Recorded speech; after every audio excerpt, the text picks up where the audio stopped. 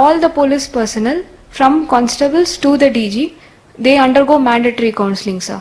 If there is any problem in their personal or professional lives, then they receive counseling, sir. Because of this, they find that their stress is reduced, and they find that they are able to do their work with much more energy, sir. And they find that they are much more enthusiastic, motivated, and happy to do the job. And the public also feels that because of this, they find the police much more easier to engage with. This I found very impressive, sir. Jain, sir. Vanakkam. Vanakkam, sir. तो आपने engineering छोड़ करके ये रास्ता क्यों चुना?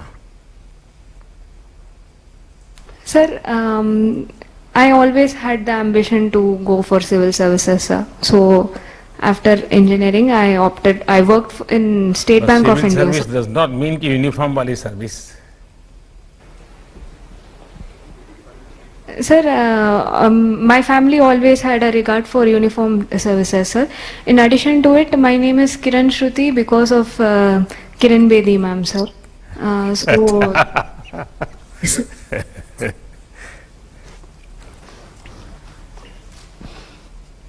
आपने एक नया विषय बताया, मुझे लगता है जो बाकी आपके साथी हैं उनको भी वेल बीइंग ऑफ कैडर, कोई न कोई इंस्टीट्यूशनल व्यवस्था, मैं समझता हूं ये एक अच्छा प्रयोग है, क्योंकि सिर्फ पुलिस नहीं, कोई भी काम, अब बैठिए बेटा, कोई भी काम आज की जिंदगी में इतनी आपाधापी है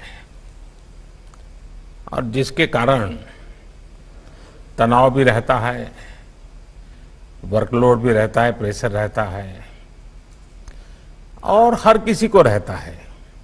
किसान को भी जब खेत में काम करता है और अपेक्षा से ज़्यादा बारिश हो गई तो एकदम से तनाव के माहौल में काम करना पड़ता है, कम हो गई तो भी चिंता रहती है। तो ये जीवन का ये हिस्सा है, लेकिन ये ऐसी चीज नहीं है कि जिसको मैनेज न किया जा सके। और अगर साइंटिफिक तरीके से अपने व्यक्तित्व को, अपनी क्षमताओं को और अपनी जिम्मेवारियों को अगर बहुत संतुलित तरीके से समझ करके हम व्यवस्था करते हैं तो आप देखिए, आप बड़ी आसानी से चीजों को मैनेज कर सकते हैं। ये बात सही है कि आप लोगों का क्षेत्र ऐसा है कि जिसमें अनएक्सपेक्टेड बहुत कुछ आ जाता है और उसके लिए खुद को हमेशा तैयार रखना पड़ता है और इसके लिए रेगुलरली ट्रेनिंग होना जरूरी है। मैं आप लोगों से आग्रह करूंगा कि आप जब फील्ड में काम करेंगे तो पुलिस थाने के लेवल पर, वहां पर 10-12 लोग मान लीजिए आपका महकम है, तो उस इलाके में कोई न कोई ऐसे लोग होंगे जो ऐसे विषयों पर बड़ी सरलता से बातें करते होंगे। कभी 15 दिन में एक बार, कभी महीने में एक बार, घंटे भर के ऐसे महापुरुष को बुला लिया। अच्छे टीचर हो सकते हैं, कोई और अच्छे ज्ञाता हो सकते हैं, और वे आकर के ऐसे विषयों पर आपसे गपशप करें, बातें करें। बार बार आपको स्मरण होगा कि हम अपने आप को कैसे ढाल सकते हैं, मैनेज कर सकते हैं अपनी व्यवस्थाओं को। दूसरा, जीवन में मैं हमेशा तनावपूर्ण जीवन जीने वालों को हमेशा आग्रह करता हूं, योगा, प्राणायाम ये बहुत ही सिद्ध, अब तो आपको वहां पर मजबूरन भी किया करना पड़ा होगा, सुबह उठ करके जाना भी पड़ा होगा। मैंने भी उस मैदान में योगा किया हुआ है जिस मैदान में आप लोग करते हैं। आपने अनुभव किया होगा कि अगर मन से करते हैं, पूरा मन उसमें जोड़ देते हैं, ये कितना बेनिफिट करता है। और तब जाकर के आपको ये तनाव कभी महसूस नहीं होगा। काम कितना ही होगा, आप हमेशा प्रसन्न और आनंदित होंगे। लेकिन मुझे अच्छा लगा कि आपने तमिलनाडु में इसकी एक इंस्टीट्यूशनल व्यवस्था के विषय में परिचय करवाया। और कोई?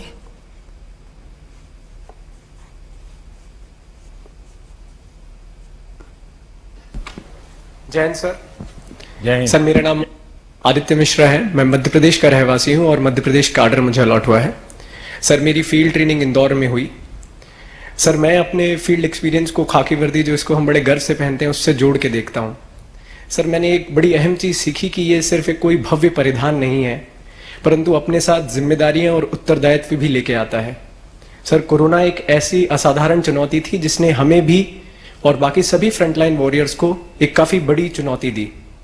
सर मैं खुद भी संक्रमित हुआ और बहुत शुरुआत के दिनों में, और भाग्यशाली रहा कि सकुशल वापस आ पाया। सर मेरे फोर्स के कई लोग ऐसे थे हमारे जो इतने भाग्यशाली नहीं थे, ना अपने घर लौट पाए। सर उसमें एक अहम चीज जो मुझे समझ में आई कि सर जब भी इतनी कठिन ड्यूटी करते हैं, अपने घर परिवार के बारे में नहीं सोचते, अपने स्वयं के सेहत के बारे में नहीं सोचते, तो उनके मन में कहीं पीछे एक विश्वास होता है कि अगर हमें कुछ हो जाएगा तो उसके बाद सरकार तथा पुलिस विभाग हमारे परिवार की देखभाल करेगा।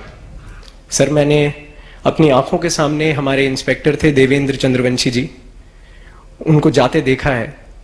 तो सर तब से ही मुझे लगा कि हम अब जब भी इस लीडरशिप रोल में जा रहे हैं या कर रहे हैं तो ये हमारी जिम्मेदारी बनती है कि हम उनके इस विश्वास को जगा के रखें। सर मैं अपनी बातों को अंत करूंगा 4 लाइनें जो देवेंद्र चंद्रवंशी जी की एक पसंदीदा कविता की हैं। मैं खाकी हूं, दिन हूं रात हूं, सांझ वाली बाती हूं, मैं खाकी हूं। होली में रमजान में, होली में रमजान में देश के सम्मान में अडिग कर्तव्यों की अविचल परिपाटी हूं, मैं खाकी हूं। कभी आहत हूं, कभी चोटिल हूं, और कभी तिरंगे में लिपटी रोती सिसकती छाती हूं, मैं खाकी हूं। जय हिंद सर। आदित्य जी, आपने इंदौर में काम किया तो जो पुलिसिंग की दुनिया का काम होता है उसका तो शायद आपको अवसर नहीं मिला, क्योंकि इंदौर के ऐसे संकट के कालखंड से गुजरना पड़ा और ज्यादातर हमारे पुलिस बल के लोगों को सबसे पहले इस वायरस का शिकार होना पड़ा। और सबसे ज्यादा इंदौर में बड़ा मैं भी अनुभव कर रहा था कि ये संकट कहीं गहरा न जाए। और लेकिन इसके बावजूद भी पुलिस बेड़े के लोगों ने हिंदुस्तान के हर कोने में इस सारी परिस्थिति में जो काम किया है, उस काम का अपना महत्व है, समाज को उसका अपना लाभ है। लेकिन एक बहुत बड़ी बात हुई है और मैं समझता हूं कि ये पुलिस बेड़े की बहुत बड़ी पूंजी है। इसको कैसे हम संभालें, इसे संभालने के लिए हम इंस्टीट्यूशनल अरेंजमेंट क्या करें, और वो क्या है? हिंदुस्तान के सामान्य मानवी के मन में पुलिस मतलब डंडा, पुलिस मतलब तू मैं, पुलिस मतलब जुल्म, ये बाय एंड लार्ज छवि बन चुकी थी। इसका मतलब ये नहीं कि समय समय पर पुलिस ने मानवता के काम नहीं किए हैं, किए हैं। और मैं तो मानता हूं कि शायद हर पुलिस थाने में डेली 5-10 काम तो ऐसे होते ही होंगे जो मानवता की दृष्टि से बहुत अहमियत रखते हैं, लेकिन इसका कभी कलेक्टिव इंपैक्ट समाज जीवन पे आया नहीं। छुटपुट घटनाएं बनी रही। कोरोना के कालखंड में देश के हर कोने में खाकी वर्दी के लोग जब गीत गाते हैं, गीतों के द्वारा लोगों को शिक्षित करने का प्रयास करते हैं, खाकी वर्दी के लोग फुटपाथ पर बैठे हुए लोगों को खाना पहुंचा रहे हैं, पानी पहुंचा रहे हैं, खुद रिस्क लेकर के कोरोना के मरीज को ले जाते हैं, ये दृश्य देश ने देखे हैं। एक मानवीय चेहरा हमारी खाकी वर्दी का लोगों के मन में स्थिर हो चुका है।